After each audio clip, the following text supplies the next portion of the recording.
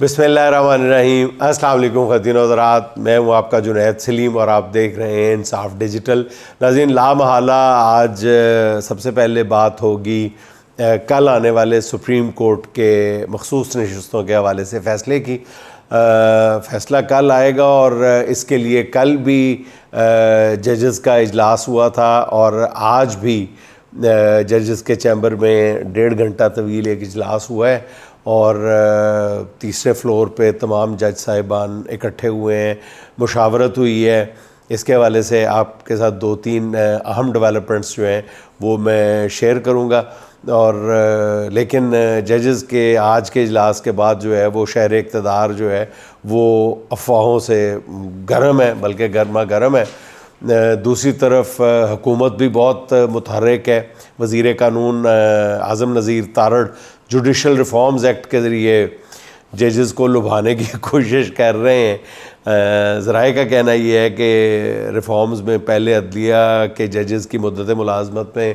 2 سال کی اضافے کی توسیع کی تجویز تھی، اب اس کو بڑھا کر 3 سال کر دیا گیا، اور یہ ایسی پرکشش مراحت ہیں کہ ان کو نظر انداز کرنا ججز کے لیے بہرحال اتنا آسان نہیں ہوگا، اور ہر کسی کو پتہ ہے کہ مخصوص نشستوں کا جو مال غنیمت ہے وہ حکمران جماعتوں کو مل گیا، تبھی یہ جوڈیشل ریفارمز جو ہیں یہ جوڈیشل ریفارمز کے لیے آئین میں ترامیم ہو سکیں گی، ادروائز یہ ممکن نہیں ہوگا۔ اس حوالے سے ناظرین آپ کو اپنے ذرائع کے حوالے سے میں بتاتا چلوں کہ کل تک جو تھا، کل شام کو جب یہ سماعت مکمل ہوئی تھی اس کے فوراً بعد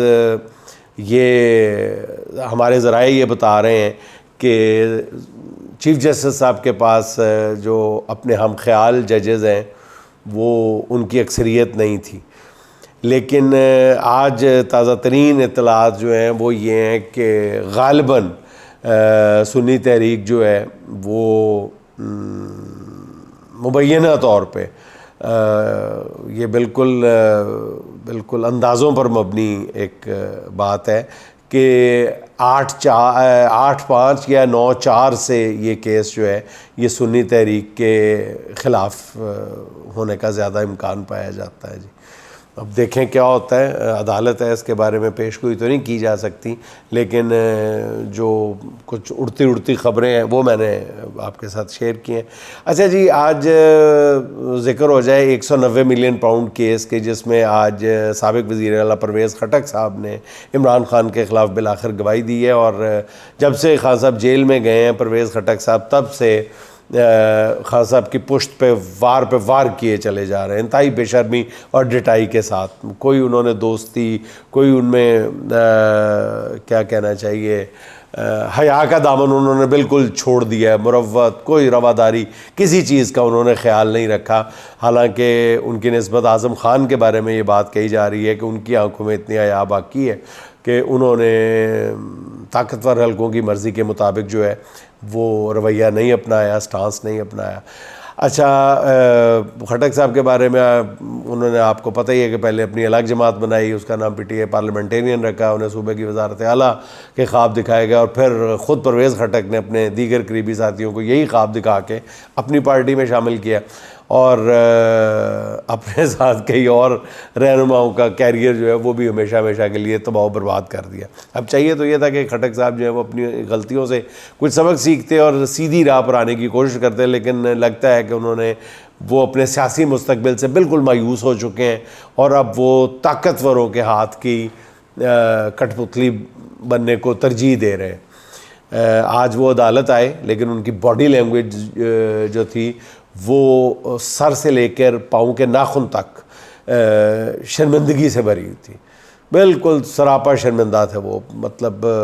شرمندگی کوئی مروت والی شرمندگی نہیں تھی، وہ آنکھیں چرا رہے تھے، اور دوسری طرف خان صاحب جو ہے وہ دوسری طرف منہ کر کے پورے وقار کے ساتھ مسکرا رہے تھے یا چھیڑ رہے تھے وہ خٹک صاحب کو، اور خٹک صاحب پھر گواہی دے کے تیزی سے عدالت سے وہ نکل گئے۔ اچھا جی، پھر خان صاحب نے آج جو دھماکہ کیا ہے وہ نیب ترامیم کے کیس میں اپنا تحریری جواب عدالت پہ خان صاحب نے جمع کرا دیا ہے، جس میں انہوں نے مطالبہ کر دیا ہے کہ ان کا کوئی کیس جو ہے وہ چیف جسٹس قاضی فائز عیسیٰ صاحب نہ سنیں۔ یہ بہت بڑی ڈیولپمنٹ ہے، اور اس بارے میں مختلف آراء کا اظہار کیا جا رہا ہے۔ انہوں نے خان صاحب نے تو سپریم کورٹ کے 2021 کے فیصلے کا حوالہ دیا جس میں عدالت نے قرار دیا تھا کہ قاضی فائز عیسیٰ عمران خان سے متعلق کیس کی سماعت نہ کریں، اور خان صاحب کی استدعا پر جیسا میں نے عرض کیا پاکستان کے جو قانونی حلقے ہیں ان کی رائے جو ہے وہ منقسم ہے، کیونکہ بعض کا کہنا ہے کہ خان صاحب کو ایسی استدعا نہیں کرنی چاہیے تھی، کیونکہ اس سے قاضی صاحب کا جو غصہ ہے وہ مزید بڑھے گا اور وہ عمران خان کے خلاف مزید سخت رویہ اختیار کر سکتے ہیں۔ ویسے اس سے زیادہ سخت رویہ وہ کیا اپنائیں گے جو وہ اپنا چکے ہیں، جبکہ دوسرے جو قانونی ماہرین ہیں وہ کہتے ہیں کہ نہیں، عمران خان نے بالکل درست فیصلہ کیا ہے۔ اس سے ایک تو عوام میں اچھا تاثر جائے گا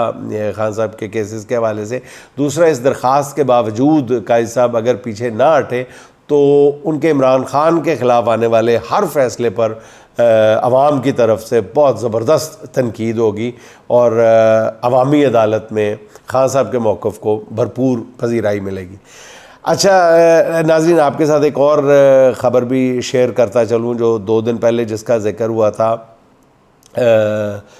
خان صاحب کی مجوزہ جیل کے اندر بھوک ہڑتال کے حوالے سے، اور پھر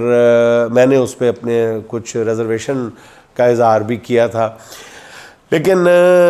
ناظرین بتانے والے بتا رہے ہیں کہ خان صاحب اس پر بہت سنجیدگی سے غور کر رہے ہیں، اور اس حوالے سے انہوں نے آج بھی اپنے 2 انتہائی قریبی اور معتمد ساتھیوں سے مشورہ کیا ہے، اور زیادہ چانس یہی ہے کہ خان صاحب یہ اقدام اٹھائیں گے بھوک ہڑتال والا، اور وہ اس میں کوئی بھی کسی شک و شبے سے وہ بالاتر ہو کے سوچ رہے ہیں۔ وہ یہ سمجھتے ہیں خان صاحب کہ ایک تو ان کو کچھ نہیں ہوگا جیل میں، وہ سمجھتے ہیں کہ میں تو بڑے آرام سے بھوک ہڑتال والا جو ایک بولڈ سٹیپ ہے وہ اٹھا لوں گا۔ اگر ان کی تقلید میں ان کے پاکستان کے اندر سپورٹرز نے مختلف شہروں میں بھوک ہڑتالی کیمپ لگائے، اور جیسا کہ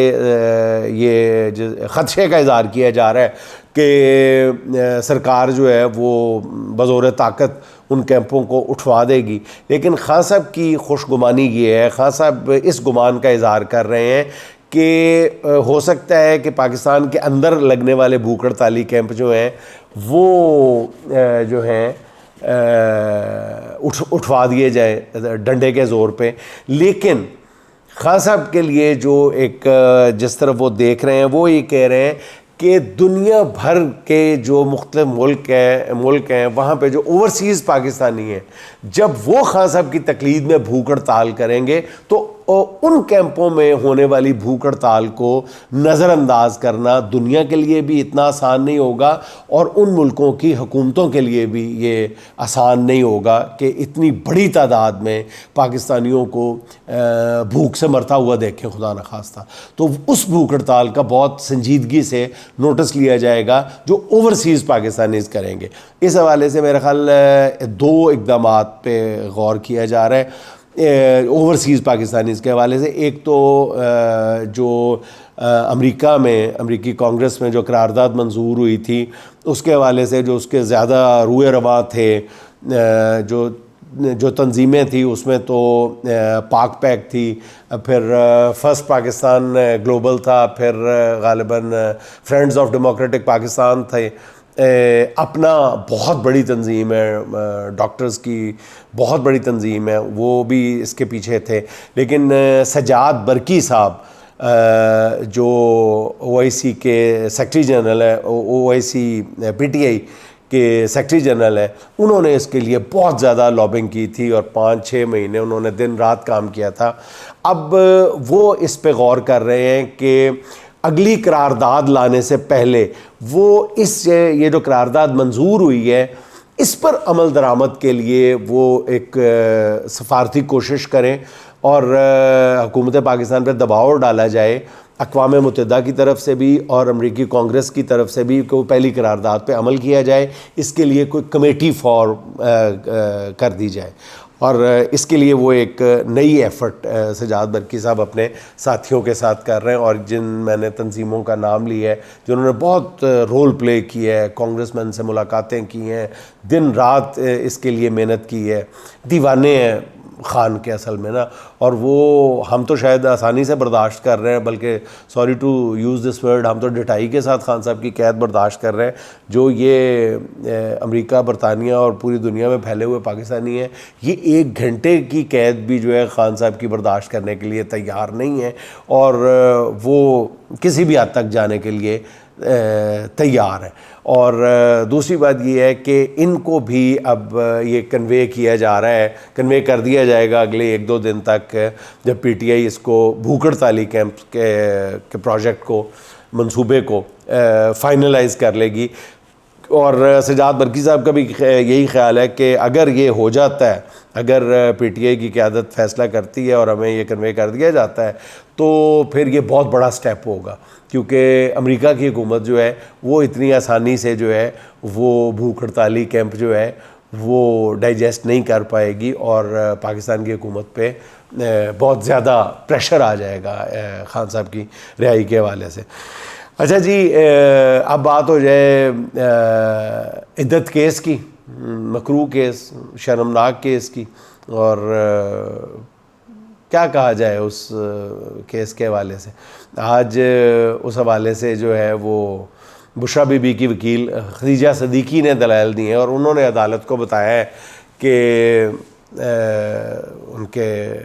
بشریٰ بی بی کے سابق شوہر نے شکایت درج کرانے پہ 6 سال لگا دیے، اور انہوں نے کہا کہ خدیجہ صدیقی نے کہا کہ گزشتہ روز بیرسٹر سلمان صفدر نے اپنے دلائل سے خاور مانیکا کے کیس کو تہس نہس کر کے رکھ دیا۔ انہوں نے بتایا کہ عدالت میں اگر نکاح ہوا بھی ہو تو اس پر کرمنل کیس کیسے بن سکتا ہے، بڑا لاجیکل آرگیومنٹ تھا ان کا۔ اور اس کے بعد سلمان صفدر نے دوبارہ اپنے دلائل شروع کیے۔ انہوں نے عدالت کو بتایا کہ اس کیس میں پروسیکیوشن جو ہے وہ مکمل طور پہ جھوٹ پہ کھڑی ہے۔ اس پہ جج افضل مرزوقہ نے ریمارکس بڑے زبردست دیے ہیں، وہ بڑے قابل غور ہیں۔ انہوں نے کہا کہ یہ پورا کیس جو ہے نا، یہ 40 منٹ کے دلائل کا کیس ہے، 40 منٹ کے دلائل کا کیس ہے۔ اس پر پھر سلمان صفدر صاحب نے کہا کہ یہ کیس اصل میں فیملی کورٹس کا بنتا ہے، اور وہاں یہ لوگ گئے ہی نہیں، یہ اس عدالت کا کیس ہی نہیں ہے، یہ فیملی کورٹس کا کیس ہے۔ اس پہ پھر جج افضل مرزوقہ نے پھر ریمارکس دیے ہیں۔ انہوں نے کہا کہ مرد کے پاس رجوع کرنے کا حق ہوتا ہے، اور آگے رجوع کرنا یا نہ کرنا پھر عورت کی مرضی ہے۔ سلمان صفدر نے بتایا کہ پون چودھری جو ہے وہ ناقابل اعتماد گواہ ہے، اور اسے کوئی حق نہیں ہے کہ وہ عدت کے دورانیے پر بات کرے۔ آج آپ نے دیکھا کہ وہ 2 ٹی وی شوز میں بیٹھے ہوئے تھے، میرا خیال شاید یہی جملہ سننے کے بعد وہ اپنے آپ کو قابل اعتماد ظاہر کرنے کے لیے اون چودھری صاحب وہ ہیئر سٹائل بھی ذرا ڈیفرنٹ سا بنا کے بیٹھے ہوئے تھے، چشمہ بھی لگا کے بیٹھے ہوئے تھے، اور اپنے آپ کو معتبر اور معتمد ثابت کرنے کی کوشش کر رہے تھے، لیکن لگ نہیں رہے تھے۔ پہلی بات تو کوئی ایم این اے نہیں لگتے، وہ کونسلر بھی نہیں لگتے، یہ ان کے ساتھ بہت بڑا، ان کی شخصیت کے ساتھ یہ المیہ ہے اون چودھری کے ساتھ، کہ وہ بیچارہ جتنا مرضی وہ سوبر ہو کے بات کرنے کی کوشش کرے تو وہ وہی لگتے ہیں، وہ چھوٹا گلی کا بچہ ہی لگتا ہے جس کو عام طور پر بڑے بات کرتے، ایک منٹ پتر چپ کرتے نہ بات گال کرتے ہیں، وہ وہی لگتا ہے اون چودھری۔ تو اسی کی انہوں نے حوالہ دیا ہے آج سلمان صفدر صاحب نے۔ اچھا، اس پہ عدالت نے خاور مانیکا کے وکلا سے انہوں نے کہا، اچھا سلمان صفدر صاحب نے ایک بہت خوبصورت پوائنٹ ریز کیا، تو پہلے بھی کر چکے ہیں۔ انہوں نے کہا کہ خاور مانیکا کا سارا کیس جو ہے وہ ایک کاغذ پہ کھڑا ہے، اور وہ کاغذ بھی ٹیمپرڈ ہے۔ اس پہ پھر عدالت نے خاور مانیکا کے وکلا سے عدالت نامہ پہ تاریخ کی ٹیمپرنگ جو ہوئی ہے اس پہ جواب مانگ لیا۔ اب دیکھیں اس پہ کیا بنتا ہے۔ پھر افضل مرزوقہ نے جو ریمارکس دیے اس سے بھی ایسا لگا کہ وہ جج صاحب بھی کافی حد تک کیس کو سمجھ چکے ہیں۔ انہوں نے کہا کہ یہ صرف 40 منٹ کا کیس ہے، جیسے میں نے پہلے بتایا۔ پھر انہوں نے خاور مانیکا کے وکیل کو مخاطب کرتے ہوئے کہا تھا کہ آپ نے کیس میں شہادت پیش کی ہی نہیں تو پڑھی کیسے جائے گی، اس پر بھی آپ کو جواب دینا ہے۔ اگلی پیش. پھر ایک اور موقع پہ افضل مجوکا صاحب نے سلمان صفدر صاحب کو مخاطب کرتے ہوئے بڑی زبردست بات کی. انہوں نے کہا کہ اب میں آپ کے حق میں ایک ججمنٹ بتاؤں گا, اور انہوں نے اپنا لیپ ٹاپ بھی منگوا لیا. پھر کیس کی جو مزید سماعت ہے وہ کل تک ملتوی کر دی گئی. اب توقع ہے کہ کل اس کیس کی سماعت جو ہے وہ مکمل ہو جائے گی. ہو سکتا ہے کہ کل ہی اس کیس کا فیصلہ بھی سنا دیا جائے. کل نہ آیا تو جمعے کے روز ہر صورت میں اس کیس کا فیصلہ آ جائے گا, کیونکہ لاہور ہائی کورٹ نے اس کیس میں فیصلے کے لیے 1 مہینے کی مہلت دی ہوئی ہے, جو 12 جولائی جمعے تک مکمل ہو رہی ہے. اور کل خاور مانیکا کے وکیل جو ہیں وہ اپنے حتمی دلائل دیں گے. اب قانونی ماہرین کا کہنا ہے کہ اس کیس میں کچھ بھی نہیں ہے سوائے بغیرتی اور بے شرمی اور بے حیائی کے. اور آج اس کیس میں بے حیائی بے شرمی کی آخری حدیں پھلانگ گئے خاور مانیکا صاحب, اور جو تازہ ڈیولپمنٹ ہے وہ بتاتے ہوئے انسان کی جو زبان ہے, کسی بھی شریف انسان کی زبان, اس کا ساتھ دینے سے انکار کر دیتی ہے. دنیا کے بے غیرت ترین شعور اور بے ضمیر ترین انسان خاور مانیکا نے آج اسلام آباد سیشن کورٹ میں درخواست دائر کی ہے کہ بشریٰ بی بی کے 2018 میں آگے نہیں بولنا چاہتا, انہوں نے میڈیکل ریکارڈز کے لیے اعلیٰ سطحی میڈیکل بورڈ تشکیل دیا جائے, یہ اپیل کی ہے انہوں نے. گھن آتی ہے, کراہت آتی ہے, ابکائی آتی ہے. اللہ معاف کرے کہ یہ دن بھی اس ملک کی عدلیہ نے, اس ملک کی عدالتوں کے علاوہ اس ملک کے معاشرے نے, ہمارے معاشرے نے یہ دن بھی دیکھنا تھا. ابھی تک میں نے اس کیس کے حق میں ڈنکے کی چوٹ پہ بات کرتے ہوئے, 2 ٹوک انداز میں بات کرتے ہوئے مانیکا اور اس کے وکیل کے علاوہ میں نے کسی کو نہیں سنا. اور مطلب انہوں نے کہا کہ جی یہ اس لیے میڈیکل کروایا جائے تاکہ جو بشریٰ بی بی کی 2 آرا سے متعلق, مختلف آرا سے متعلق انصاف کے تقاضے پورے ہو سکے. اب ناظرین ذرا غور سے یہ بات, میری یہ معروضات سنیے گا. اگر اسلام آباد سیشن کورٹ خان صاحب کی نفرت میں حکومتی حکم کے مطابق یہ کام کر لیتی ہے نا, تو آپ جانتے ہیں کیا ہوگا. یہ کیس نہ القادر کیس ہے, نہ سائفر ہے, یہ سراسر شرعی کیس ہے. مسلم میرج لا 1939 کا بنایا گیا, انگریز کا قانون, جس میں انگریزوں کو بھی جرت نہیں ہوئی تھی کہ وہ آئلی قوانین میں مداخلت کریں. آپ کہتے ہیں بھارت میں ایک قانون میں ترمیم کر دی گئی تھی تو بھارتی مسلمانوں نے اس کے خلاف پھر ایک طویل جنگ لڑی تھی, اور یہ جنگ جو ہے وہ صرف ایک پوائنٹ اور ایک ایجنڈے پہ لڑی گئی تھی. یہ پوری لڑائی لڑی گئی تھی, اور اس لیے کہ کسی کو بھی شرعی قوانین جو کہ فیملی سسٹم سے تعلق رکھتے ہیں اس میں چھیڑ چھاڑ کی اجازت کبھی بھی کوئی بھی سوسائٹی کسی بھی حکومت کو, جتنی مرضی جابر حکومت ہو, کوئی غیر ملکی طاقت غاصب حکومت ہو, اس کو بھی یہ نہیں دیتی. حال ہی میں آپ کو یاد ہے سکھ میرج لا کو تسلیم کیا گیا تھا. شادی ہر مذہب کے لیے کیونکہ ایک انتہائی مقدس فعل سمجھا جاتا ہے. تو خان صاحب کی دشمنی میں عدت کیس کا فیصلہ دیا گیا اگر, تو سارے ملکی قوانین کو ہی نہیں, پھر اللہ کے قوانین کو بھی اس کا مطلب ہے بلڈوز کر دیا گیا. ایک اندازہ یہ ہے کہ پاکستان میں ہر سال 5 سے 7 ہزار طلاقیں ہوتی ہیں. یہ صرف رجسٹرڈ طلاقوں کی بات کر رہا ہوں. ہمارے ہاں عام طور پہ طلاقیں جو ہیں وہ بڑے ناخوشگوار ماحول میں ہوتی ہیں, اور بچوں کی کسٹڈی اور پھر نان نفقہ اس کے ذریعے جو بھی معاملہ ہو عورتوں کو خار کیا جاتا ہے. ایسے میں اگر یہ ٹریبیونل بن جاتا ہے, یہ پریسیڈنس پھر اس طرح کی سیٹ ہو جاتی ہے, تو پھر سوچیں کہ ان طلاق یافتہ خواتین کو کیسی کڑی آزمائش میں ڈال دیا جائے گا. پھر ان کی دوسری شادی کے بعد پیدا ہونے والے بچوں کی ولدیت ہمیشہ ہمیشہ کے لیے مشکوک ہو جائے گی. حکومت خان صاحب سے ٹکر لیتے لیتے عجیب بات ہے کہ وہ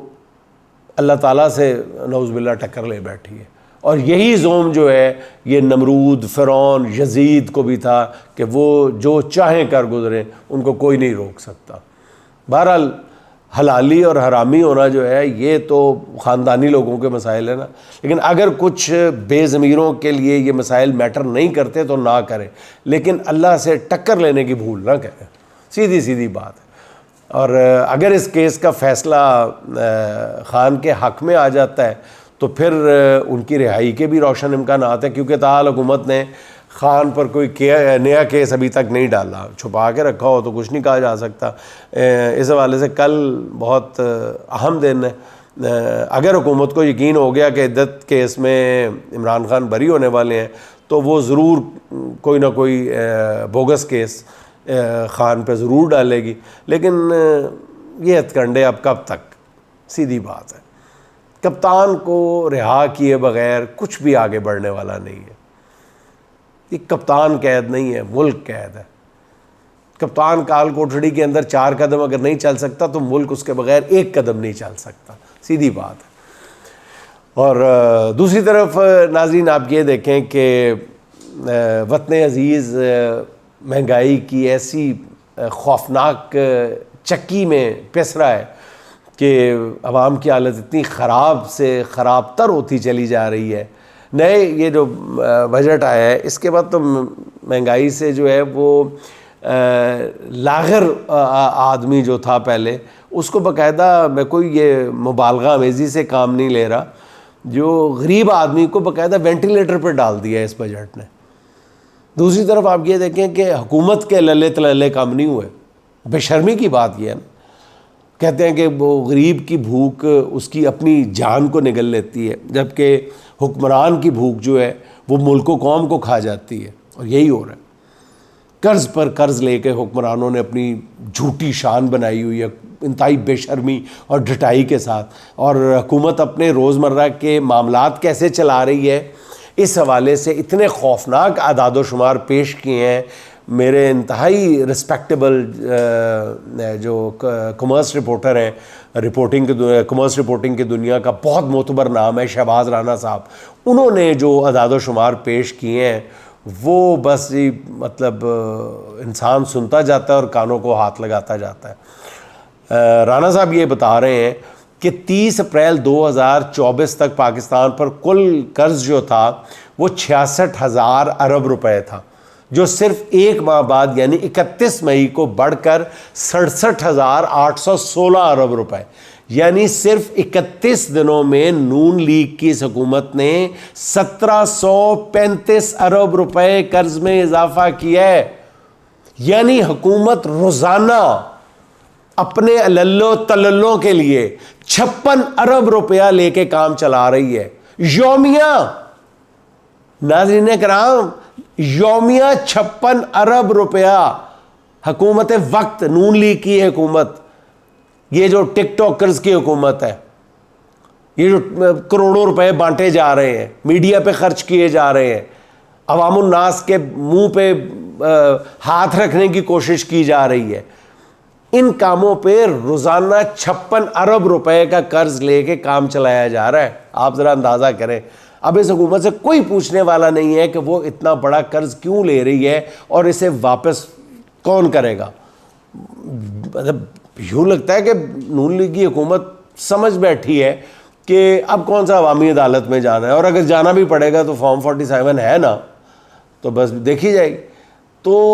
جب عوامی حکومتیں جو ہیں وہ عوامی احتساب کے خوف سے بالا تر ہو جائیں تو پھر ایسے ہی کرشمے نظر آتے ہیں جو شہباز حکومت اور مریم نواز حکومت دکھا رہی ہے۔ لیکن یہ میں بات کر رہا ہوں عوامی احتساب کا خوف ہوتا ہے عوام کے ووٹوں سے منتخب ہونے والے لوگوں کو۔ تو وہ پچھلے دنوں میں ایک میم بھی دیکھ رہا تھا کہ وہ شہباز شریف کہہ رہے ہیں کہ یار یہ ہر قدم پہ لوگ مجھے کیوں گالیاں دیتے ہیں، خبردار آپ لوگوں نے مجھے گالیاں دی، میں کوئی آپ کے ووٹ لے کے آیا ہوں۔ بات تو بڑی زبردست ہے شہباز شریف، باقی آپ ہمارے ووٹوں سے نہیں آئے ہوئے، جو مرضی کرو پھر ساڑھ نال۔ اچھا جی، اس حوالے سے یہ میں آپ کو وضاحت بتا دوں، یہ جو میں نے 56 ارب کی فگر کوٹ کی ہے، بلکہ میں نے نہیں، شہباز رانا صاحب نے کی ہے، اس میں آئی ایم ایف کا قرض ابھی شامل نہیں ہے، آئی ایم ایف سے ہٹ کے یہ قرض ہے۔ اور اگر آئی ایم ایف کا بھی قرض شامل کر لیا جائے تو حقائق کس قدر تلخ اور جان لیوا ہو جاتے ہیں اس کا اندازہ بہت مشکل ہے۔ لیکن سیدھی اور سادہ سی بات یہ ہے کہ ملکی معیشت جو ہے وہ سمندر میں غوطے کھا رہی ہے، جبکہ اشرافیہ اور اس کے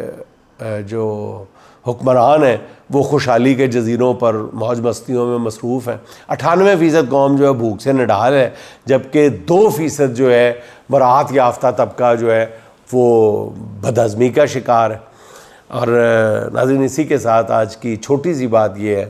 کہ ایک نسل کی جہالت دوسری نسل کی روایت اور پھر تیسری نسل کا عقیدہ بن جایا کرتی ہے۔ ناظرین خوش رہیں، خوش رکھیں، آپ سے ملاقات ہوگی انشاءاللہ اگلے ولاگ میں۔ اللہ حافظ۔